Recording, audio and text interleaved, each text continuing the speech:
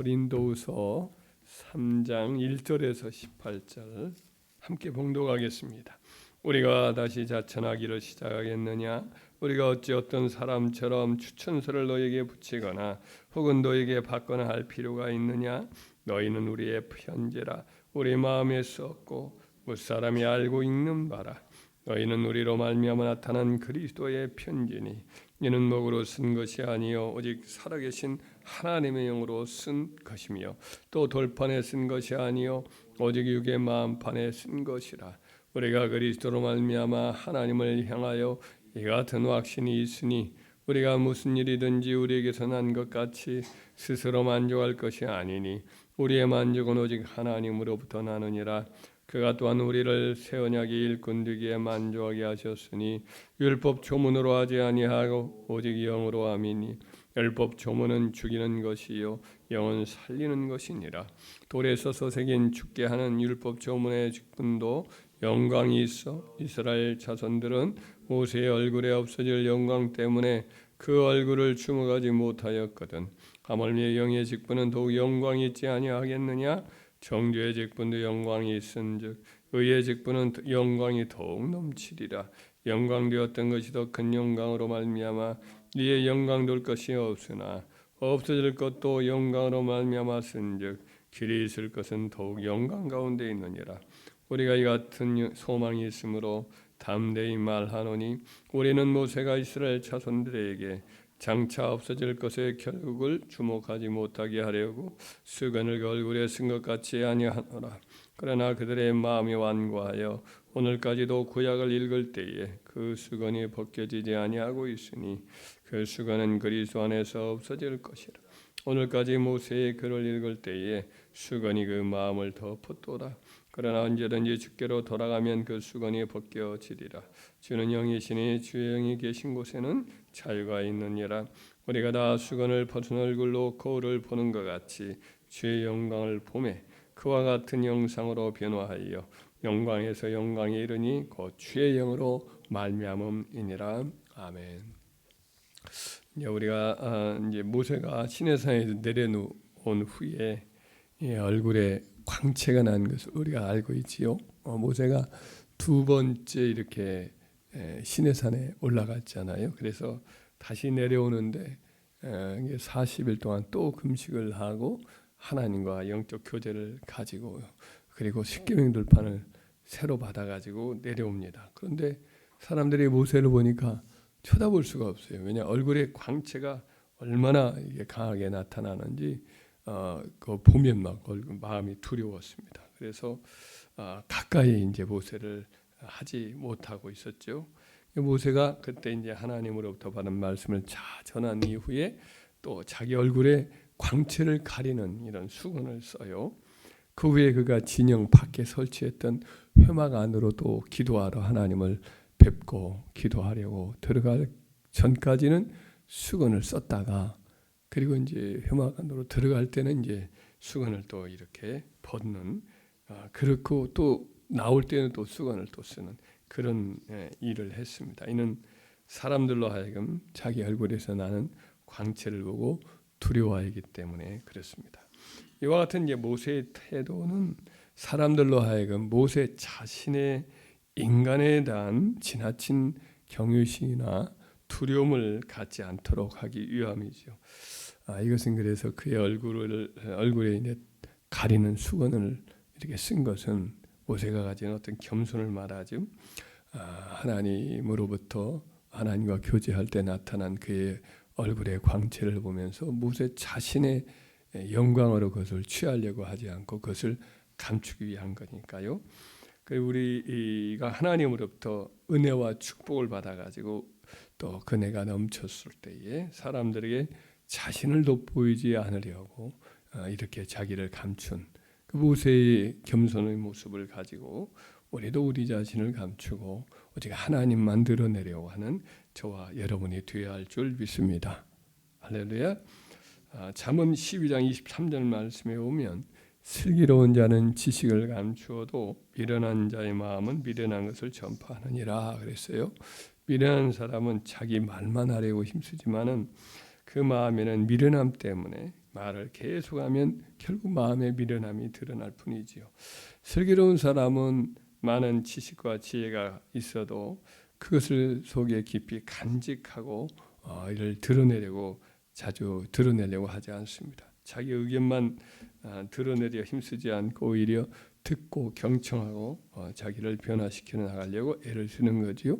이와 마찬가지로 영적인 사람 모세는 하나님과 깊은 은혜 가운데 깊은 영적 교제를 나누고 있지만은 그가 하나님의 대변자가 되어서 이렇게 하나님 말씀 가르칠 때에는 그 영광의 광채를 이제 드러내었지만은 인간 자신의 모습으로 돌아갈 때는 항상 그 수건으로 자기 얼굴을 가림으로 자기를 드러내지 아니하려 하고 자기를 감추는 모습을 보게 됩니다.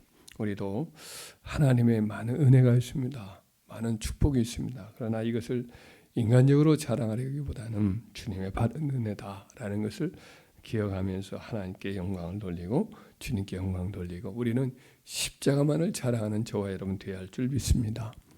또 한 가지 모세가 그의 얼굴을 수건을 가린 이유는 이제 그를 통해서 계시된 율법의 영광이 분명히 그의 얼굴에 나타난 광채만큼이나 굉장히 빛나는 겁니다. 세계 어느 나라 어느 민족 어느 백성이 구약의 하나님의 말씀과 같은 그런 진리를 받은 민족이 누가 있습니까?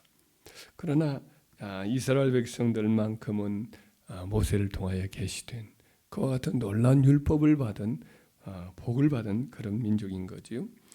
그러나 이제 그 영광이 완전한 것은 아니었고 또 길이 있을 영광도 아닙니다.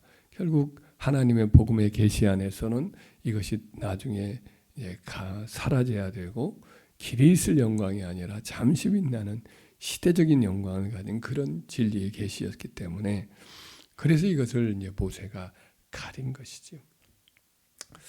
고린도후서 3장 1절 이하에 이제 나오는 여러 말씀을 보면 이제 구약의 율법과 신약 시대의 예수님으로 말미암아 드러난 복음을 대조해서 차이점을 이렇게 보이는 내용이 나오지요. 율법은 돌판에 썼잖아요. 하나님이 이제 돌판에 손가락으로 이렇게 쓰신 것인데 복음은 어떤 거냐? 하나님이 친히 성령으로 사람의 마음판에 새긴 거거든요. 성령이 그 안에 모셔서 하나님을 알게 하고 구주 예수 그리스도를 알게 하셔서 그 마음판에 새긴 것이 이제 복음의 영광인 거예요. 그러니까 돌판은 뭐 깨뜨려 버리면 깨지는 거 아닙니까? 그런데 하나님의 성령이 사람의 마음판에 새긴 것은 이것은 지워질 수가 없어요.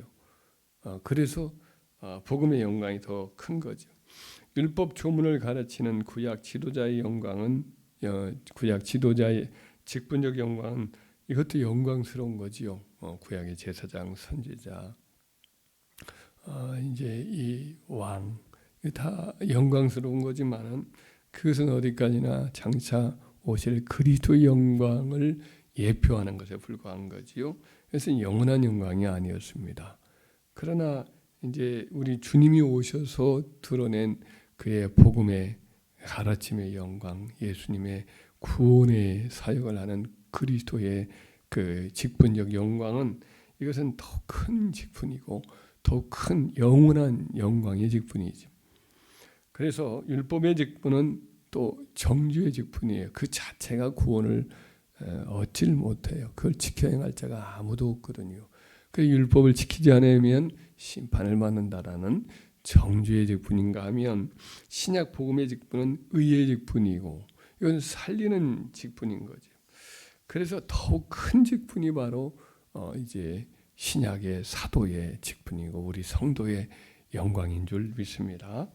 그래서 모세는 구약의 율법을 대표하고 구약 성도의 특권과 영광을 대표하는 자로서 그 빛나는 광채는 있지만은 영원한 것은 아니잖아요. 그래서 이것을 주목하지 계속 바라보지 못하도록 거기에 사로잡히지 않도록 수건을 가리고 있었던 거지.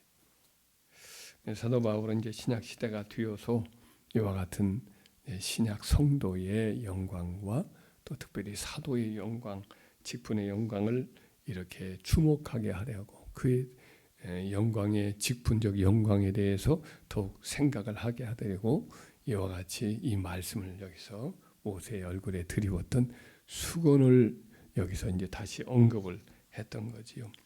신약 성도들 가운데에서도 일부 성도들 혹은 갈라디아 교회라든지 고린도 교회 일부 성도들 이런 성도들 또 히브리서를 우리가 보았지만 그런 사람들이 구약에 여전히 이제 잡힌 사람들이 많이 있었어요. 성경을 읽을 때에도 여전히 구약적 관점으로만 자꾸 보는 거죠. 그래서 수건이 아직 가려진 거예요. 그냥 수건을 다시 벗겨내야 되는데 이미 수건이 벗겨져서 우리 주의 영광이 왔고 길이 있을 영광이요 의의 영광이요 살리는 성령의 영광이 뿐이 드러났는데도 불구하고 복음의 영광을 보지 못하고 자꾸만 구약을 읽을 때에 여전히 수건으로 가린 그런 어두운 그런 시야를 갖고 있었기 때문에 이걸 이제 가르쳐 주려고 그리스도로 돌아가면 이 이제 수건이 다 벗겨지게 된다. 그리스도를 구약도 그리스도를 가르치는 거니까 그리스도를 발견해야 된다. 이렇게 이야기를 하고 있음을 우리가 보게 됩니다. 수건은 그리스도의 영광을 보지 못하게 하는 일종의 영적 어둠인 거죠. 이제 수건을 벗어야만 합니다. 그래서 우리도 마찬가지로 구약을 읽을 때나 신약 사도들의 말씀을 읽을 때에는 언제나 수건이 벗겨진 모습으로 그리스도의 온전한 영광을 우리가 발견하고 우리가 그리스도를 바라보고 그리스도를 늘 마음에 새기고 성령으로 이 말씀을 읽고 묵상하며 살아가는 저와 여러분 되어야 할 줄 믿습니다. 그러는 가운데 우리 속에 성령께서 그리스도를 자꾸만 우리가 바라보면 마지막에 말씀 17절 18절에 보면은 영적인 자유도 있고 또 우리 심령이 그리스도를 본받는 변화가 있거든요. 우리 17절 18절 읽겠습니다.